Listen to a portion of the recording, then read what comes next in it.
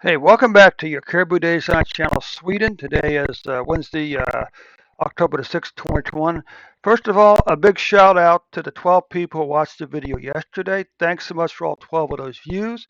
Also, a special shout out to the 9 older folks who actually watched the video yesterday, and the 3 younger folks. Okay, so thanks so much for all 12 of those views. I do check the numbers every single day.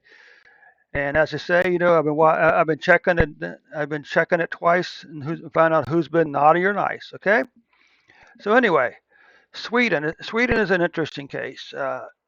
It's in one sense they're doing some stuff which I don't understand.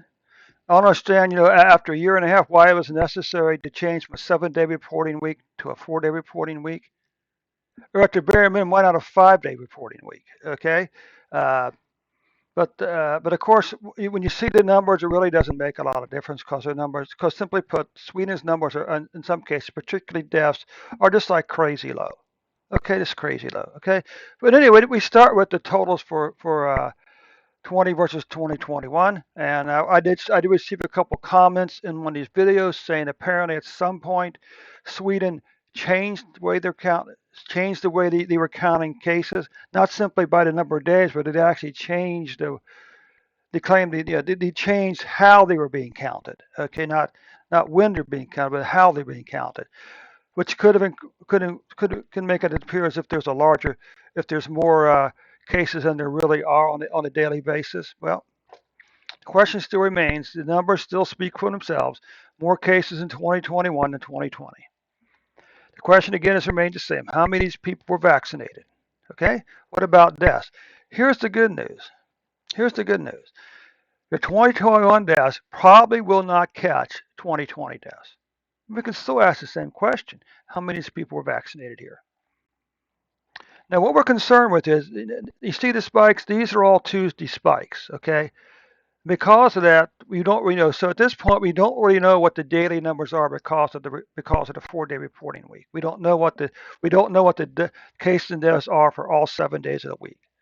So what we do is we use a nice fitted curve here, and we look at the underlying trend. And the underlying trend beginning here, which was maybe May or June, a long declining pattern down to July, an increase for a few weeks. And now it appears as if cases are starting to decline again. Okay, starting to decline again. Now this here is a moving average of some type. What is it, 14-day, I guess? So for the 14-day period ending October the 5th, you were averaging 679 cases per day. All right. Now deaths are a little bit more tricky because apparently, according to one source, is that somewhere back over here they went back and they found some other deaths from like back in August. So they added them in over here, which probably made this increase up a little bit. But it now appears that if the numbers for deaths are starting to decline again. So maybe all these extra deaths are out of the system or far enough in the past we don't see them anymore. But what about a 14-day average for deaths? Well, for the 14-day period ending October the 5th, you were averaging 5.2 deaths per day. Okay, that's why it's kind of hard to say too much. Now here's weekly cases. We can ask the question: how many people were vaccinated here?